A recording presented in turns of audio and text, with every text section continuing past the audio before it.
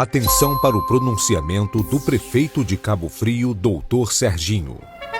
Não contava com minha astúcia. Está na conta do servidor o salário, antecipado em 10 dias. Enfim, para você poder curtir o carnaval com tranquilidade, pagar suas contas de casa, dentro daquele compromisso que nós firmamos. Salário sempre dentro do mês. Então, pessoal, cuidado, que o mês de março vem, não vai gastar tudo na folia não.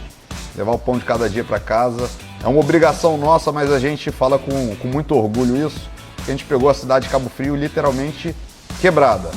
Enxugamos a máquina, diminuímos o valor da folha com coisas que não serviam em nada para a prefeitura. Enfim, hoje a gente consegue pagar a todo o funcionalismo público com bastante antecedência. Pessoal, bom carnaval a todos. Aos meus servidores de coração, a gente faz mais do que a nossa obrigação, mas foi um grande esforço de toda uma equipe para isso estar acontecendo agora. Siga meus bons!